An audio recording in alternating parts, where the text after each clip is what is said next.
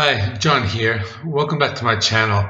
Today I'm going to be ranking the legendary rock band Led Zeppelin. Let's go.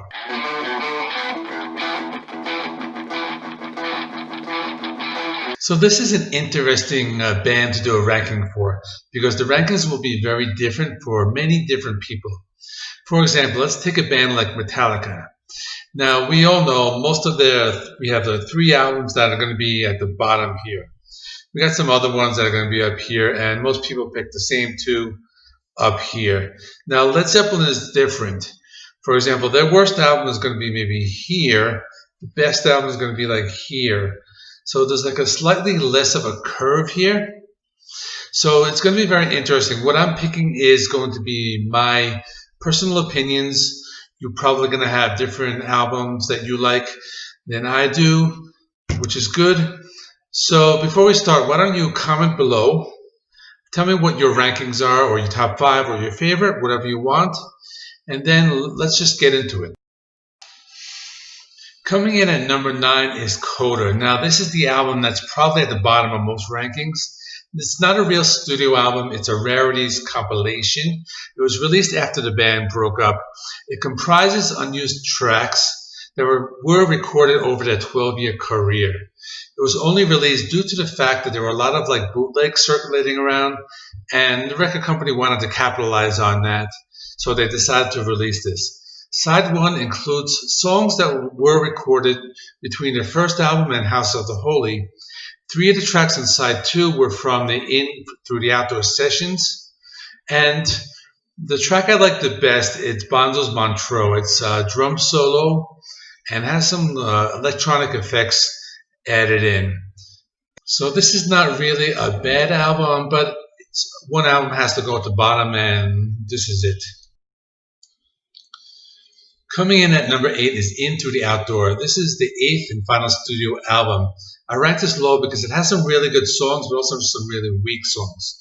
The standout tracks are In the Evening and All My Love. The latter one being like one of my favorite Led Zeppelin songs of all time, probably in my top 10. The song Failure 2, Southbound Suarez is really basic. Hot Dog is a rockabilly track. Some people like it. It's not for me, so I don't really like it too much. Carolus Alhambra, I don't know how to say that, but it's too long. It's 10 minutes. There's keyboards. It sounds like Zeppelin for 2 minutes in the middle of the song. But then the keyboards come back and it's just very weird. So for that reason, I'm ranking it at number 8. At number 7, I have Presence. I'm not going to spend too much time on this. I have a full review of this on my channel. I'll link it in the description down there. The song Achilles' Last Stand is a classic. It has some unique tones. And this is because John Paul Jones used this 8-string bass, which was really cool. When we released my video, I received a lot of comments saying that it was underrated and that it stands up against the rest of the catalog. So this is probably the kind of album that would rank higher for some people, but for me, I rank it here because this is how I feel compared to the other albums.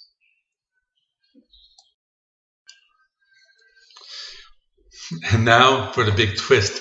I may get a lot of hate for this, for ranking it so low, but the other albums for me are just so much better.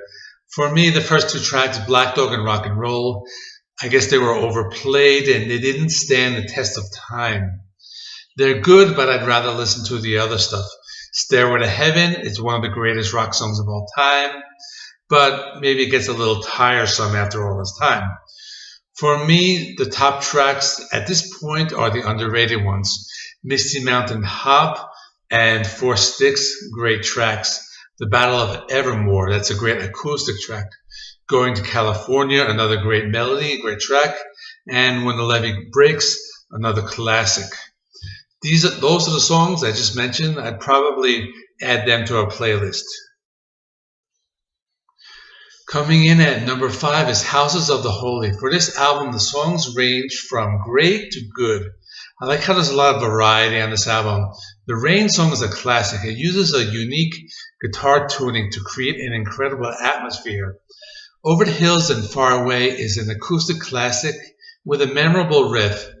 Dancing Days is a little poppy, but it's still a great song. It's catchy. Dire Maker or Jamaica. It's a very unique song. It's a mix of reggae and doo-wop. It was a risk they took, but it did become a top 20 hit in the US. No Quarter is a really good song for stoners. It mixes acoustic and electric pianos and various synthesizers to create this like 420 masterpiece. And for the title track is The Ocean, which is really a good closer.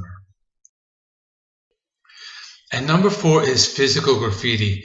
This is a double album. It's all killer, no filler. Not an easy feat for an album of this length. It's at 82 minutes and 59 seconds. It's all Led Zeppelin greatness. Now they play with a lot of different styles. There's some hard rock, some progressive rock, some rock and roll, and a little bit of folk acoustic. 10 Years Gone is an underrated track and definitely a top 10 Zeppelin track for me. Kashmir, it's a very well-known song, Middle Eastern influence. This is a really great song. The Rover, I love this. It goes into like a heavy metal territory almost with its guitar riff.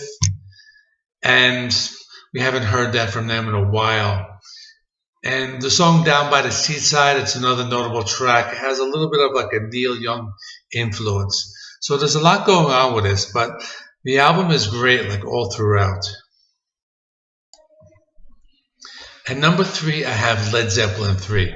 This album starts off with a powerful proto-metal song, the Immigrant Song. It may even be like an inspiration for like early Viking metal.